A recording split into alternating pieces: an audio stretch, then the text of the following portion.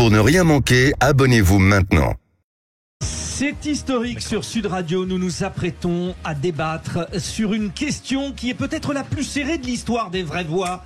En tout cas, nous allons en avoir dans un instant la preuve. Pour débattre, François de Rugy, oui, l'ancien ministre et l'ancien président de l'Assemblée nationale. Joseph Touvenel, oui, ce fabuleux syndicaliste engagé, ancien secrétaire confédéral de la CFTC. Et puis Mickaël Sadoun, un chroniqueur comme on n'en fait plus parce que il est consciencieux, précis et incontournable. Qu'est-ce que j'aime votre enthousiasme, Frédéric Bradel, ne changez rien. C'est parti pour le grand débat. Les vraies voix Sud Radio, le grand débat du jour. Meurtre, suicide, voilà les situations extrêmes auxquelles peuvent mener le cyberharcèlement. On a besoin de règles plus fermes, de régulations plus fortes pour contraindre les réseaux sociaux à retirer immédiatement des messages de haine. Un collégien de 14 ans a poignardé un camarade. Selon les élèves du collège, l'auteur était victime de harcèlement sur les réseaux sociaux. Il a choisi de se venger. Je demande à ce que le législateur régule et soit beaucoup plus ferme et fasse porter la responsabilité aux réseaux sociaux quand il y a des drames comme cela. La loi permet aujourd'hui de poursuivre les auteurs de messages haineux, même s'ils sont anonymes sur Internet. Tu viens de m'appeler pour me faire passer pour un UPS, pour avoir mon adresse, et après tu me parles de viol? Oui, tout à fait. Ok, très bien. Sache que t'es en ligne, que maintenant on va te retrouver et que je vais aller chez les flics. Bonne journée. Compte tenu de l'actualité récente et de ce qu'on vient d'entendre, nous avons tous a priori ingéré l'idée qu'au moins une approche plus réfléchie et équilibrée dans notre utilisation des réseaux sociaux est nécessaire. L'idée de vivre sans peut sembler radicale pour certains, mais elle soulève des questions importantes sur la façon dont nous souhaitons interagir avec la technologie et façonner nos vies numériques. La prise de conscience croissante des conséquences négatives de la surconsommation de réseaux sociaux nous amène à réfléchir à la possibilité d'une vie sans leur emprise constante. Ce qui nous amène à la question qu'on vous pose sur Twitter aujourd'hui. Êtes-vous prêts à vous passer des réseaux sociaux, chers auditeurs? Nos invités sont là pour y répondre et nous recevons également Thierry Le Fur, expert en comportement numérique et addictif. Bonsoir Thierry Le Fur. Bonsoir. Oui, bonsoir. Merci d'être avec nous. Alors, l'influence des réseaux sociaux sur la vie quotidienne n'a jamais été aussi omniprésente. C'est une étude Kaspersky 2021 qui avait planté le décor, on y reviendra. Thierry Le Fur, on va évidemment faire le tour avec nos vraies voix qui vous écoutent, mais vous nous confirmez d'ores et déjà que c'est comme s'il y avait une addiction à ces réseaux sociaux? Ah oui, tout à fait. Il faut savoir qu'on est addict à l'information, tout simplement parce qu'on ne peut pas vivre seul, parce que tous nos besoins passent par l'information et que les réseaux sociaux en véhiculent beaucoup, d'une part, et puis d'autre part, on a besoin d'exister, d'être reconnu, etc. Donc on est émetteur et récepteur d'informations via les réseaux sociaux. Et ce qui crée une dépendance à la base, de toute façon, qui peut devenir une addiction, c'est-à-dire on est dans l'excès. On parlait tout à l'heure du mot équilibre et on ne parvenait pas à être dans un équilibre parce qu'on en a besoin en permanence et on s'en nourrit tout le temps. Mickaël Sadoun, on a beaucoup entendu parler de la dangerosité des contenus, puis il y a Booba qui a envoyé une grosse qui est en guerre contre les influx voleurs qui vendaient de la chirurgie esthétique ou des produits financiers. Il y a plein de gens, on a entendu parler de ça, qui se sont fait avoir. Booba le rappeur, oui, c'est ça. Booba le rappeur. Pas le petit ourson. Non, d'accord. Vous allez vraiment m'embêter jusqu'à la fin de l'émission aujourd'hui, je sens. Donc du coup, j'ai perdu la question que je voulais poser, mais vous pouvez déjà réagir à ce que voilà. Moi, déjà, je suis team Booba à 100% et je trouve que c'est très positif finalement la campagne qu'il a menée contre ces influenceurs appelés maintenant influx voleurs.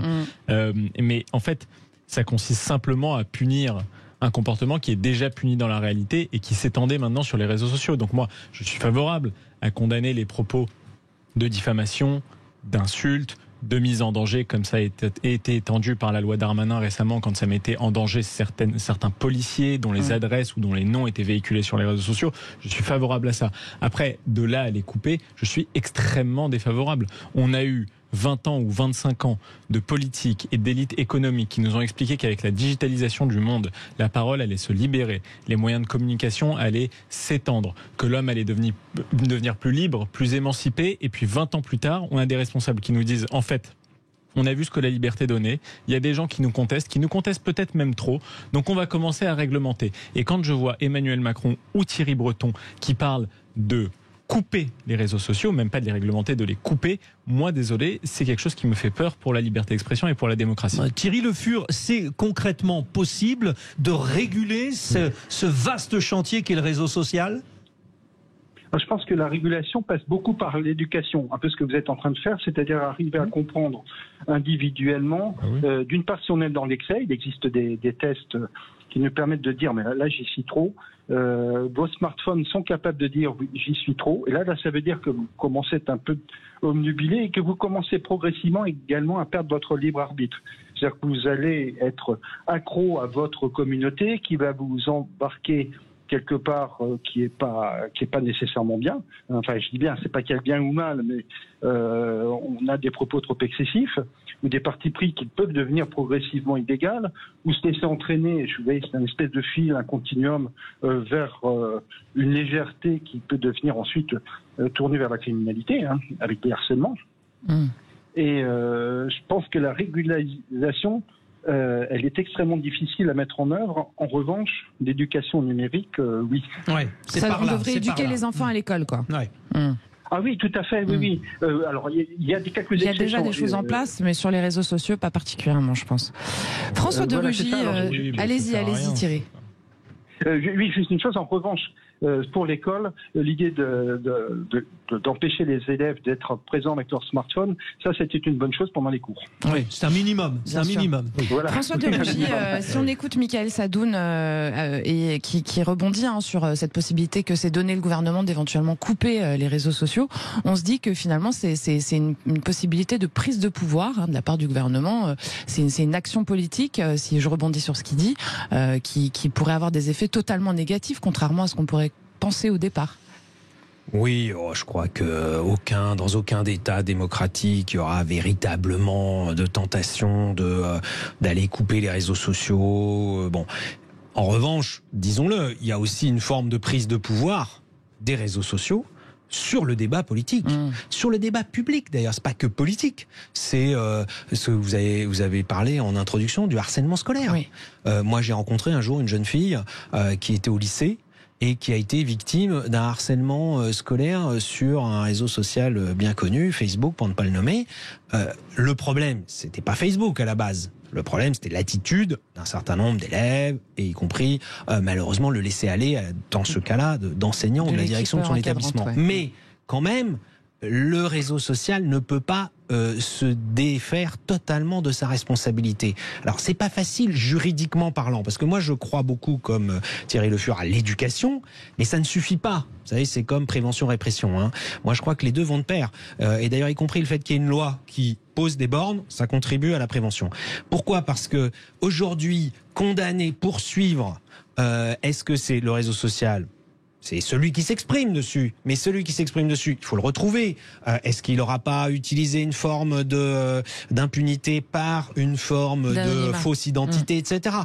Si je fais une comparaison toute simple, quelqu'un achèterait un espace publicitaire dans le métro, sur un bus, sur un panneau d'affichage 4x3, pour insulter son voisin ou pour menacer de mort quelqu'un, de connu ou de pas connu. Tout de suite, on irait rechercher. Je pense que l'afficheur, sa responsabilité serait mise en cause. 2, et on lui demanderait qui est cette personne si elle n'apparaît pas publiquement. 3, elle serait condamnée. Ouais. Un réseau social, c'est un peu pareil, sauf que c'est sur Internet.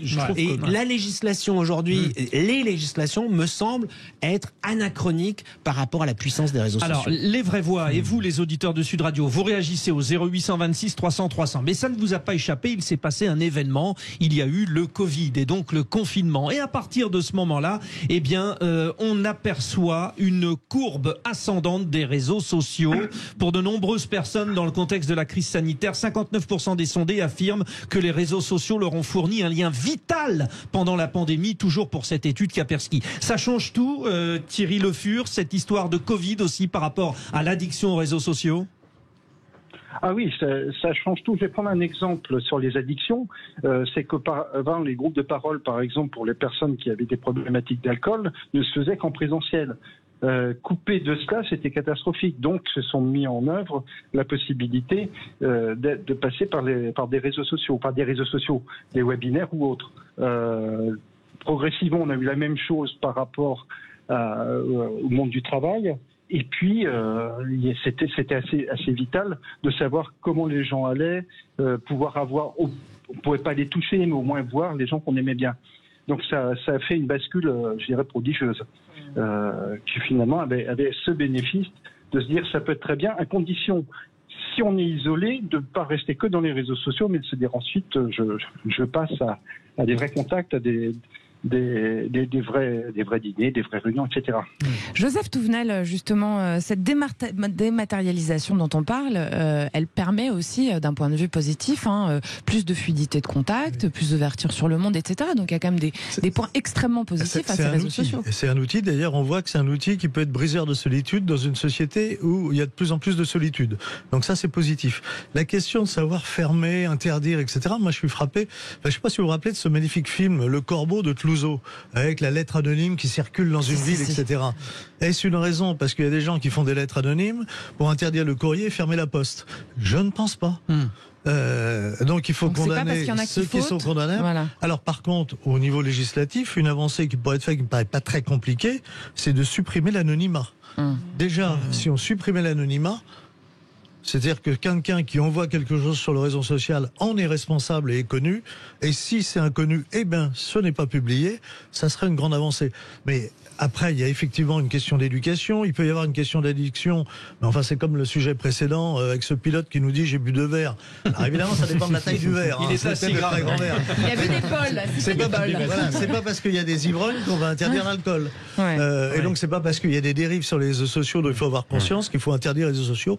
Et je suis très méfiant quand c'est un pouvoir politique qui commence à nous dire moi je vais réguler parce que moi je sais, j'ai la sagesse. En plus, quand je regarde le dit pouvoir, je ne suis pas sûr qu'il ait vraiment la sagesse. Et pour l'instant, les auditeurs restent oui, nous pourrions passer des réseaux sociaux à 51%. Pourriez-vous vous passer des réseaux sociaux? Vous aussi, n'hésitez pas. Est posée. Consultation sur le compte Twitter de Sud Radio et 0826 300 300, vous intervenez. Mickaël Sadoun, je vous voyais réagir sur le fait de supprimer l'anonymat. Vous n'êtes pas pour, vous? Non, je suis pas pour, parce que malheureusement c'est ainsi, et moi j'aimerais que ça change, mais c'est ainsi. On vit quand même dans une société où il y a certaines opinions qui sont interdites à tenir en public, à tenir devant des gens, à tenir au travail. Imaginez donc que quelqu'un veuille prendre la parole sur les réseaux sociaux, il les soutient de Marine Le Pen ou d'Éric Zemmour, ça peut représenter 40% de l'électorat. Ou pendant le Covid, il était contre les politiques du gouvernement. Je peux vous garantir que s'il n'était pas anonyme et qu'il tenait ce genre de propos sur les réseaux sociaux, le lendemain ou le surlendemain, au travail, il se fait simplement virer. Moi, j'ai été dans une grande boîte. Il y a les prud'hommes dans ce cas-là. Moi, j'en connais pas beaucoup. Je vous invite à lire un article du Figaro sur les gens qui s'engagent pour Marine Le Pen ou pour Éric Zemmour et qui se font virer de leur taf pour ça. Et il y en a énormément. Moi, j'étais dans une grande boîte avant.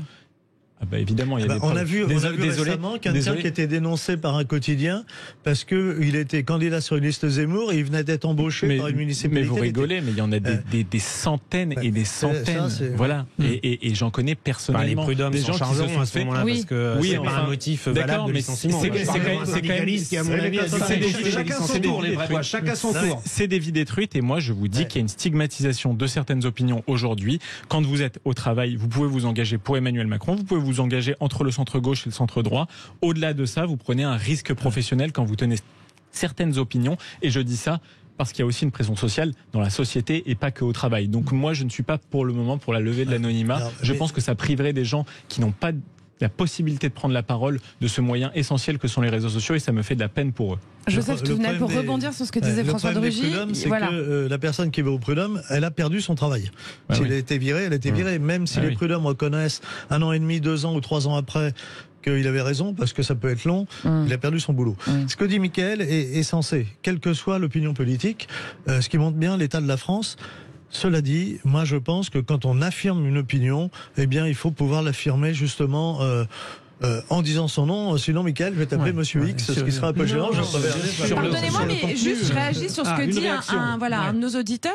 Est-ce qu'il a un pseudo Oui, c'est un pseudo, Paysan 47. Paysan 47. Ils sont pas beaucoup en plus. Quand même. Qui nous dit dans ce département-là. Vous voyez, j'essaye de faire de l'humour, ça marche pas.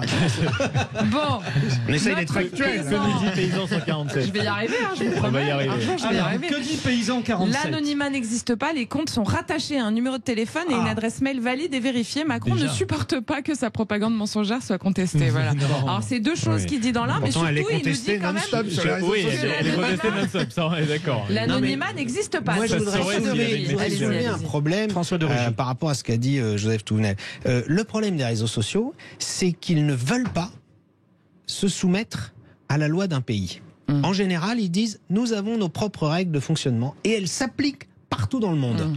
C'est quand même un petit sujet, je le dis devant Michael Sadoun, qui je crois se définit comme un petit peu souverainiste, on va dire, ou gaulliste.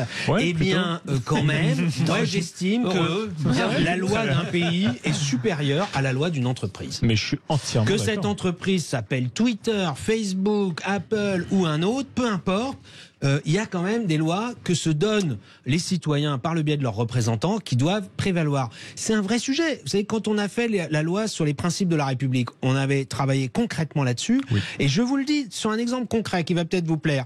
Moi, ça ne me satisfait pas, par exemple, que Twitter, à l'époque, ait coupé le compte de Donald Trump. Ils l'ont fait quand il était plus président d'ailleurs, ils l'ont pas fait quand il était président, selon leurs règles. Enfin, il y avait l'attaque du Capitole. Il y avait l'attaque du Capitole, selon les lois des États-Unis. Et moi, et à l'époque, je peux vous dire que les députés de toute tendance politique qui participaient à cette commission, nous avons protesté contre cette décision. Et pourtant, beaucoup d'entre nous n'étions pas du tout Trumpistes, parce que nous considérons que les lois d'un pays, qu'un pays se donne démocratiquement, doivent être supérieures aux règles d'une société. Alors, ils disent, ah oui, mais vous avez coché, j'accepte les conditions d'utilisation. Ça ne suffit pas. Nous sommes pro-auditeurs sur Sud Radio. 0826 300 300, vous nous appelez, vous réagissez bien évidemment. Paysan 47, appelez-nous.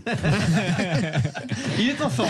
Avec votre numéro de téléphone, sans votre nom. C'est Olivier qui est là. Olivier de Beaucaire dans le Gard, Olivier. Alors, il faut parler fort, Olivier, aujourd'hui. C'est peut-être un pseudo, Olivier. Olivier, vous êtes là? Bon. Oui. Alors, Olivier, des réactions à ce que vous entendez là? Bon, alors, vous tranchez sur la question, voilà, parce que la question de départ, c'est vous n'êtes pas capable de vous dire.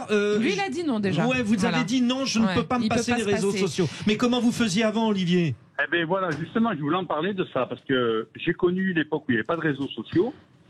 C'est-à-dire, on avait les informations par les journalistes qui nous disaient ce qu'ils voulaient dire. Moi, combien de fois j'ai regardé, on vous diffuse pas les images parce qu'elles sont pas belles à voir sur TF1.